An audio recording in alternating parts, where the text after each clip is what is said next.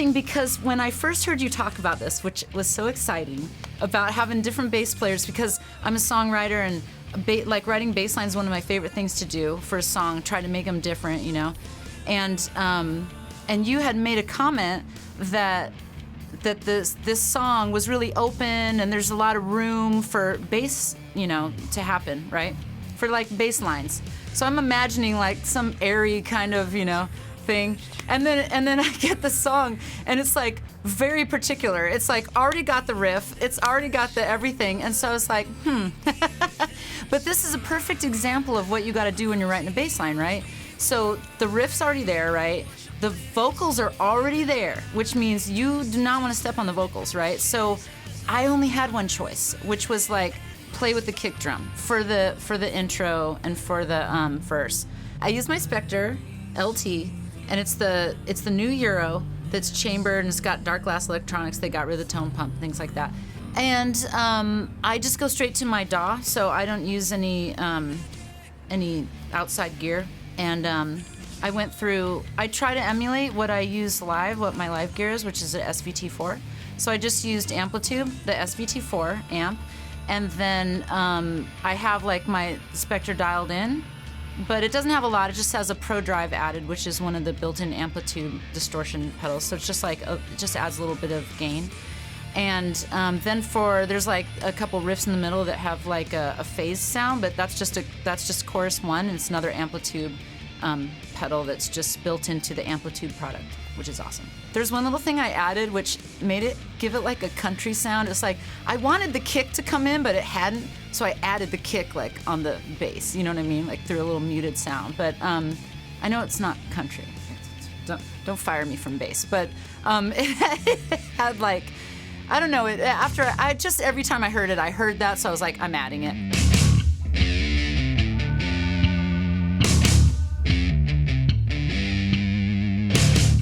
But so for the intro part, I did basically what the kick drum was doing, and then I cut it down a little bit for the verse. And for the first verse, I usually don't want to add like too many riffs, so I just added like a little build up into the like pre-chorus, and then in the pre-chorus there was so many cool like chordal changes happening, and then the vocals with the harmonies, that I wanted to add something super cool. And so I was like, whenever I try to make a good bass line, I don't play. I just listen to what I think, like I literally put the bass down, and then I listen to what I would like to add to it mentally, and then I pick up the bass and figure out how to do it. So that was how I did that riff part.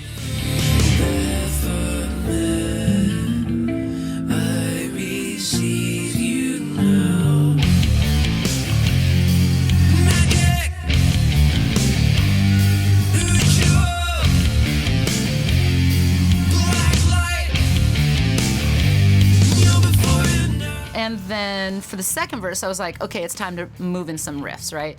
But I always add riffs like after the vocals, right? So the vocal line's doing something, then I add in a riff.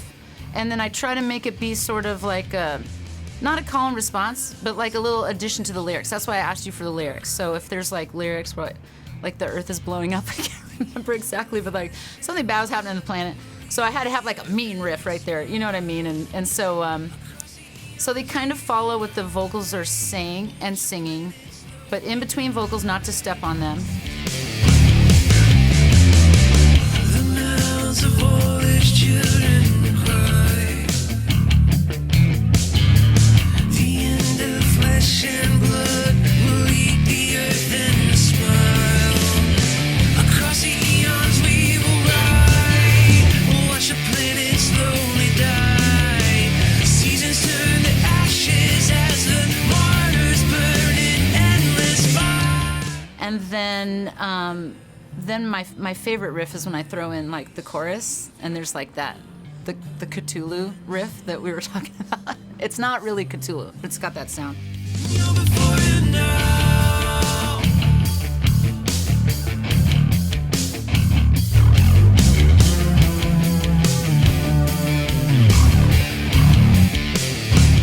This is the part where I really felt like I could do the most, right? So it's right before the verse, it's like an empty verse kind of thing. And so now I don't want to just keep doing that same kick drum follow thing. I was like, now I can add something. The guitar's not soloing, it's not doing something wild. So now I could really do something. So that was where I need to pull in my chorus phaser, like, insane thing and throw in a riff and take him to the post-punk world and then bring him back. And then the vocals come in, and the same concept for the second verse. It's like I just kind of did a riff in between the vocals and things wherever I could squeeze one in. I was trying not to, be like, hey, look at me, I'm the bass player trying to put in a riff everywhere. So I really tried to make it fit. So you've done an intro, and you have a riff that's like the part like everyone's gonna remember about the song, and then you've got like the story. And now, like, everyone's on board, and now we're all driving to the end, which is inevitably a guitar solo. And then...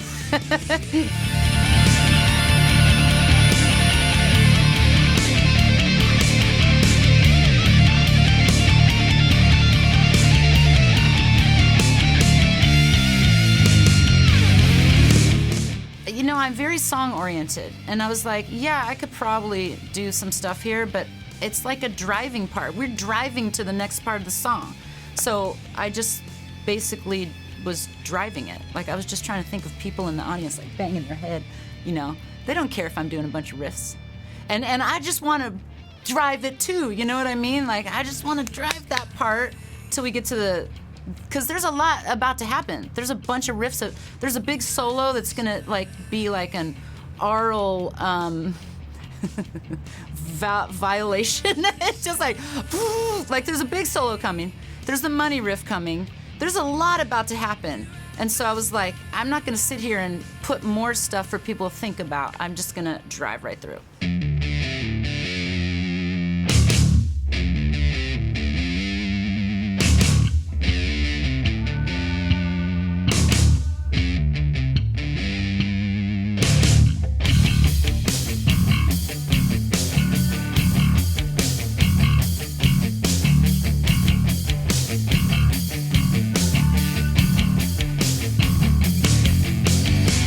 By the hallowed wind in the sacred flame,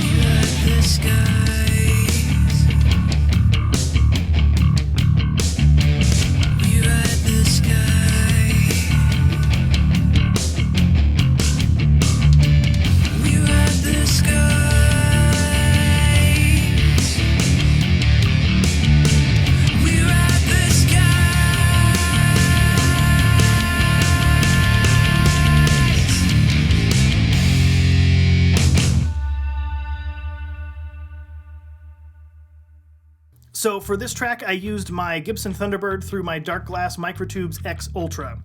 The tone that I was going for, particularly why I used the Thunderbird, is because it has those big humbuckers and it's got that huge, fat, round low end.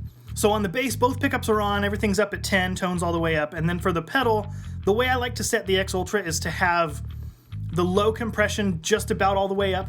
And then I set the high moderate to where there's a good amount of breakup, nothing too crazy and over distorted. I kind of get my headspace, and this sounds kind of weird, but I kind of get my headspace into like, how can I make this sound like an engine, like a, you know, like a motorcycle engine or something like that. Obviously that's not what it sounds exactly like, but that's kind of where my head goes when I think, okay, how am I going to dial this in? So you obviously need a lot of low end. You need a good amount of breakup in the top. Again, nothing too overdone, just enough to let you know that it is breaking up a little bit.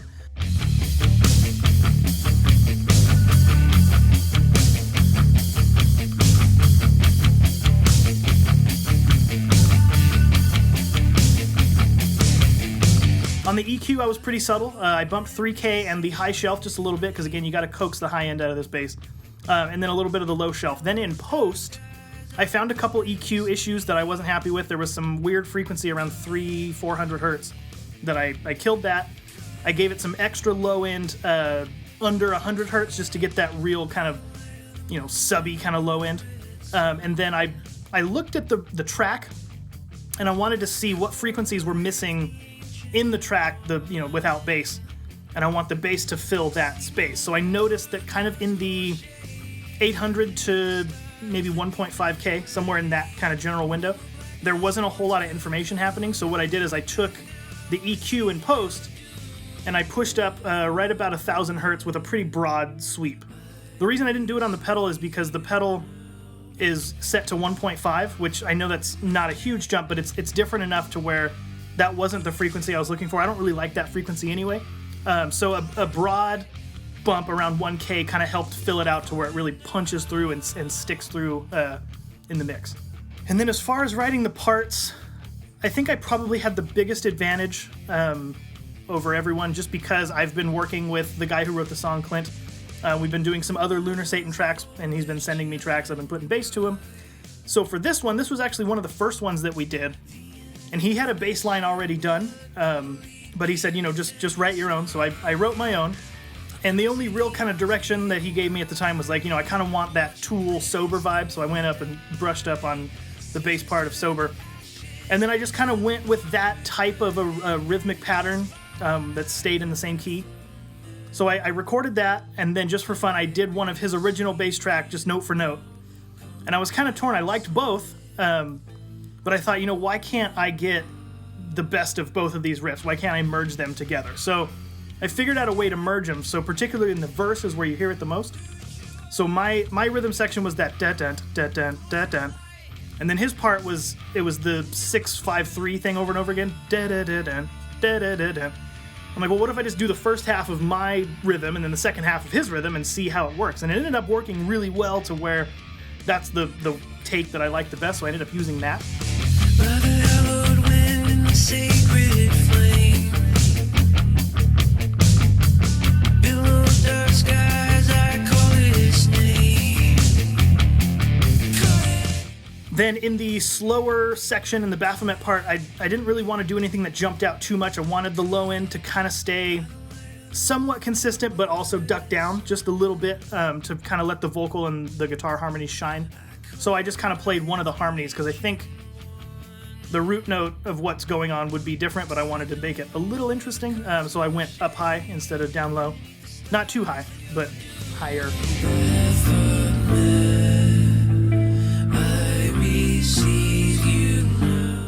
And then coming out of that section is the Magic Ritual part, where I really like that riff. And I know there's a lot of times where it's justified, like it's cool when the bass player does something different than the guitar player, and that's, that works for when that works. But I believe there's a time where it's really cool when the bass and guitar fully lock up, and it doesn't become about the individual players so much as it does become about the riff. And when those two instruments can lock in together and push that riff forward, I like that sound. So I went kind of with that approach on this part.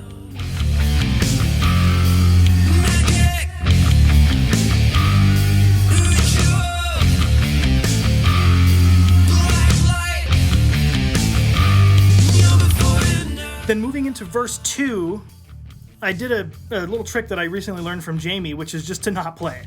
So verse 2 hits, when the vocals come in, the bass just drops out, and then there's that second half of the verse where the guitar starts to get a little more intense. So then I just came in with this little lick that leads you back in, and then when the bass comes back in, it's doing absolutely nothing different, but you've kind of missed it because you haven't heard it for like 4 bars or whatever it is. So I thought that was an interesting way to approach doing something different dynamically rather than introduce a new part. Just take it away. The flesh and blood will eat the earth and smile. Across the eons we will ride. We'll watch the planet slowly die. Then coming into the bridge section leading into the solo is where there's not really a whole lot happening. Everything is really straightforward. So I thought, okay, well, here's an opportunity to do something a little more interesting on the bass.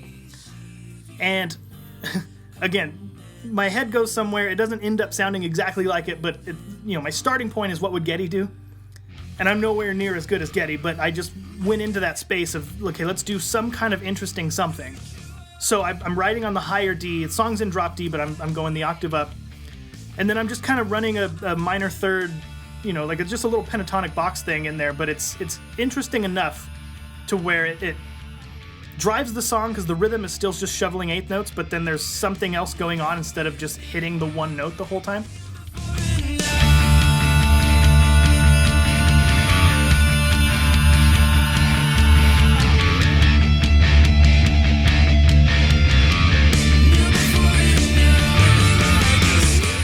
Then when the solo comes in, I kind of continue doing the same thing.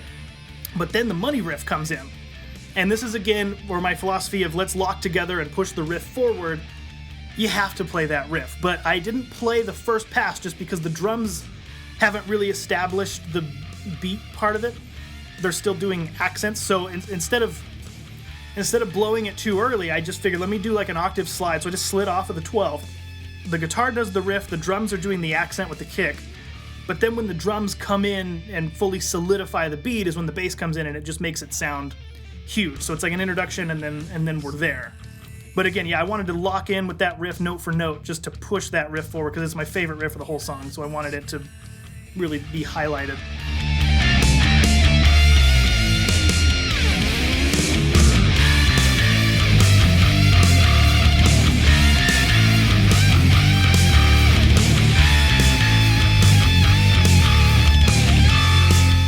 And then for the outro, I just brought the feel of the verse back in because we just kind of went to this other place in the bridge and the solo. Then we hit the money riff, and then I just kind of wanted to reintroduce that home feel back into it.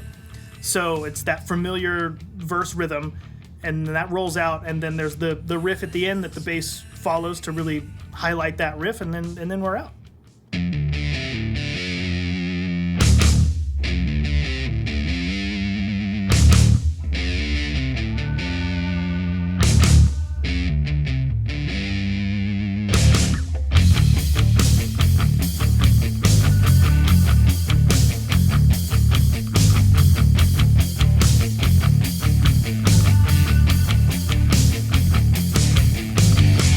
By the hallowed wind and the sacred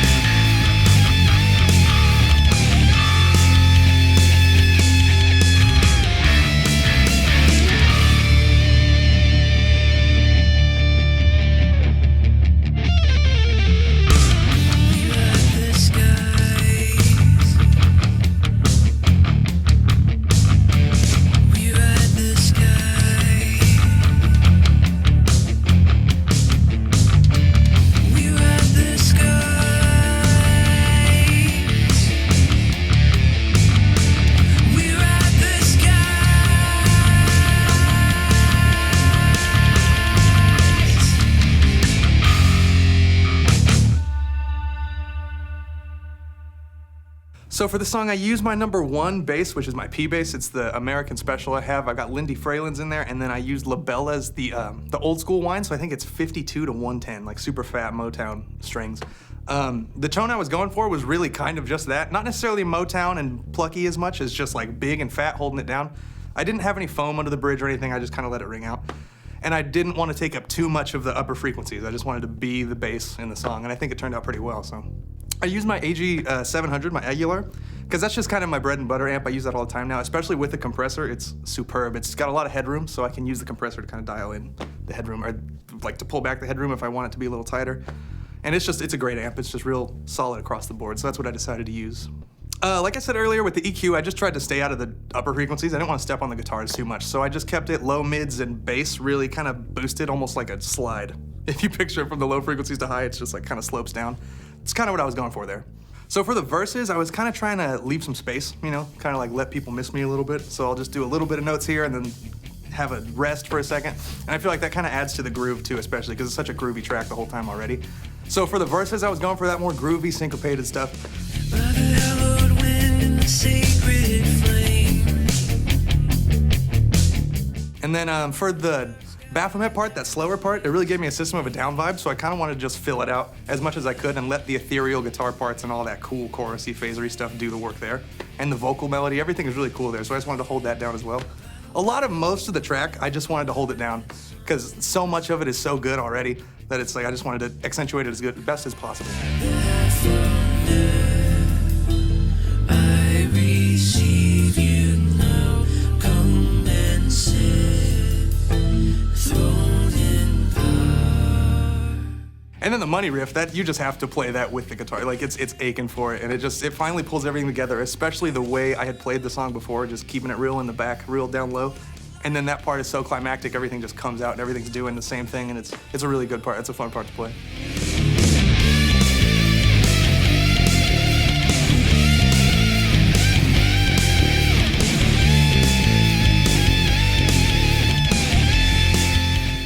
For this song, honestly, like I said, going for that holding it down thing is something I wouldn't usually do. Usually I would drive it, would hit it with like an Alpha Omega like everybody else did. I think, from what I've heard, there's the little grindy parts that everybody else did.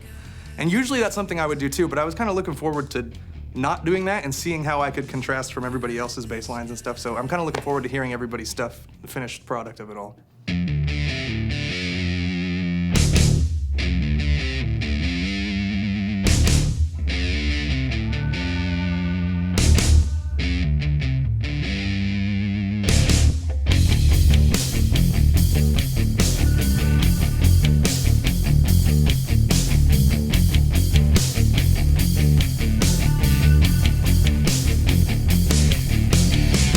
By the hallowed wind and the sacred flame.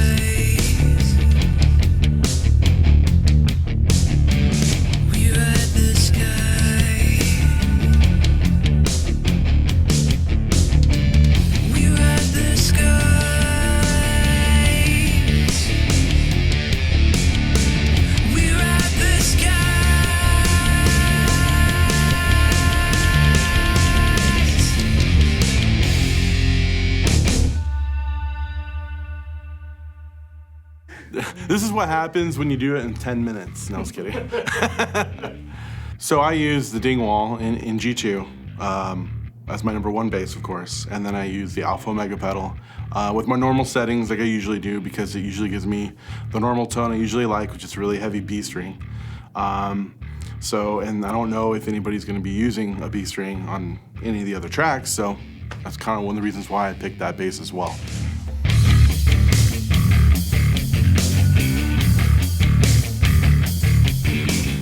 I was trying not to take over the song, so I was really not trying to do any crazy solos. I was trying to stay in the back, but come out when parts needed it. I was also kind of portraying some of the other songs that I have in my band, King's Revenge. As far as Eclipse, the song that we wrote in our band, King's Revenge, I kind of threw that in a little bit. Obviously, it's in a different key, but it definitely worked out a little bit, because we also tried it in some of the other parts in the song. It didn't really cut out very well, but at the very end, it really did. So.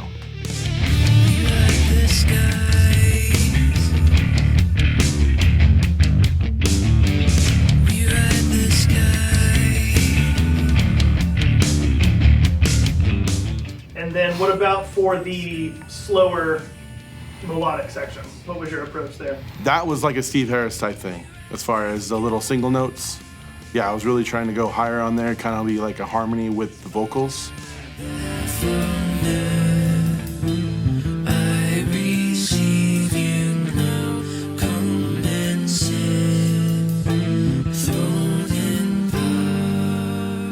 Rather than take it lower, because I could take it lower, but I just obviously decided not to, so.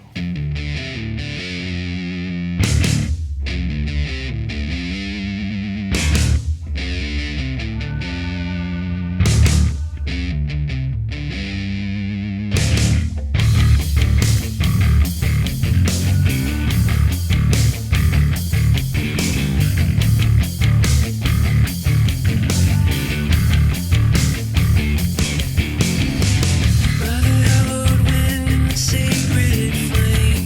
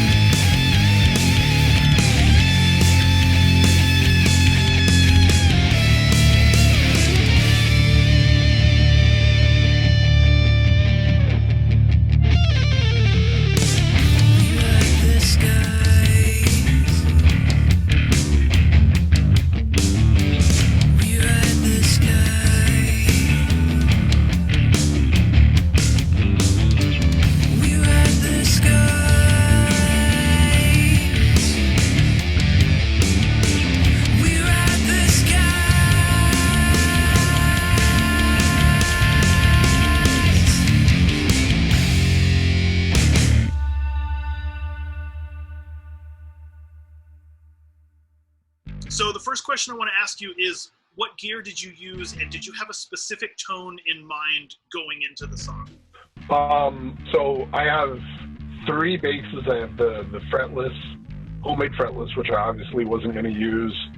I have the T-Bird that's strung B-E-A-D, so I didn't think that would work for that. The bass I'm most comfortable with is the Geddy signature, so that's what I went with. And then normally I would have used the Crayon overdrive, but because we're doing the thing with the sounds right now, you gave me an incredible palette of sounds to work with. I think I told you, I went from a overdrive pedal with 4 knobs to 4 of these. So I went from, and I love this metaphor, so I'm totally going to use it. I went from like, what do you want to eat at a meat cart on the street in New York, to the Enterprise D food replicator. What do you want to eat? And so I was like totally overwhelmed for choice. So like, along with figuring out what key is this song in, was also like, does the vintage work for this, or does the BK work for this, or what works for this? And ended up, and this isn't the settings that I was using, I was playing around with this last night, but I ended up using the Microtubes X Ultra, which I think right now is my favorite of the 4 Ultra Darkglasses that I have. It seems like the most, you can get it can be grunty without just being this overwhelming wall of fuzz, you know, because I like overdrive, but I don't like fuzz. On a bass, I want to be able to hear, like I texted you, I really want to be able to hear the bass in the bass tone while still getting a bite out of it. So that, the Microtubes X is the one I felt like, this, I think, complements the song the best, because it's not going to be this overwhelming, where the hell is this bass tone coming from tone, but it's also not just this naked, it's just a flat bass tone.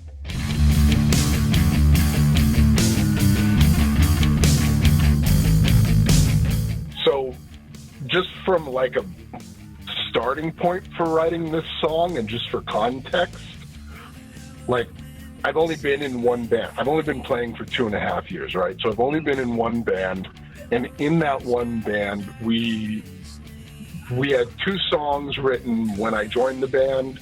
We had a cover, and then over the course of the band, we wrote 6 songs together.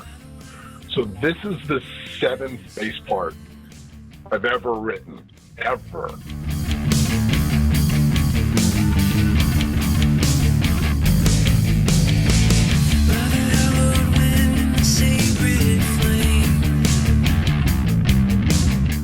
And it's the first time I've had to do it without like the guitar player in the room going, okay, this is what I'm doing, so let's work together to build a part that works for this, as opposed to just like, here's a song, go write a part. I've never done that before. So like, just that was a very intimidating process, but also really exciting as a learning process, you know, because, and I filter everything through my teacher brain, so it's like, well, I expect my kids to do stuff like this all the time, you know. I don't know how to do this. I don't care. Go take her, push buttons until it does a thing, and then once it does a thing that you like, keep pushing that button until it does something else that you want it to do. And so writing the song, writing the bass part for this song is a lot like that, especially because my music theory knowledge is also only 2.5 years old. Like, you gave me the song, and all you did was give me the song, and I don't even know what key it's in. So like, the first day of practice was literally just listening to the beginning of the song over and over and going like, is that a G? No. Is that an F? What is that? And like trying to just figure out what key it was.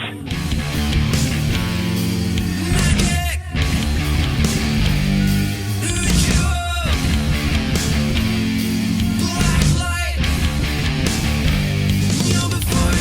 And then I've got a music teacher friend who has been like my cheerleader when it comes to learning this stuff. Whenever I'm having a really rough day, I text her and she's like, "You're fine, you're doing fine, let's talk about it." So like I would be like, "I think it's in D," and she's like, "Okay, I think it is too. So what notes should you play around that?" I'm like, "Thirds and fifths, right? And octaves?"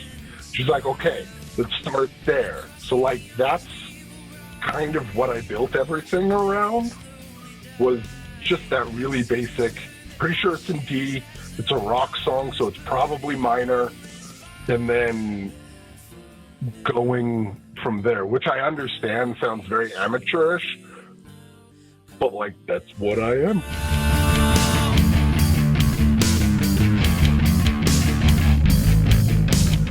And then I started playing around with like, okay, so I think I can do chromatic stuff in here. So there's at the beginning of the song, before the lyrics start, I'm doing a little chromatic up and down with two different places. And then once the lyrics start, I changed it to a riff that honestly just sounded neat to me. And I thought followed the drums. I was trying to listen for the drums. And like, as I'm explaining this, I'm feeling very self-conscious about it because I know that like bass players are like, that's not how you write a song, but sorry. So the Baphomet, the part that you keep referring to as the Baphomet part, changed every time I played it because I could not figure out what the guitars, I could not hear reliably for me what the guitars were doing and how to work with that. I was having a really hard time making that work. So I finally just kind of made a decision like, okay, I think this sounds fine for it. It's probably not perfect, but at some point you just got to jump. So this is what I'm going to go with. I receive you now, come and sit, thrown in power. So that's kind of my lots of shrugging and making excuses version of how I wrote the bass part. One of the things I really, and I found through this process actually, one of the things I really like about writing music is the collaborative process. Because I'm a writer, and I don't want to work with anybody. I leave me alone in a dark room with a computer and don't talk to me until I'm done writing. And I like that. But with music, and it's probably a confidence thing, I really like having somebody else in the room and going, what about this? Let's try this. How do you think about this? And like making that more of a conversation. And so it was a real challenge to be in a bubble and try to write a bass part based on, here's a thing that's finished. Add to it.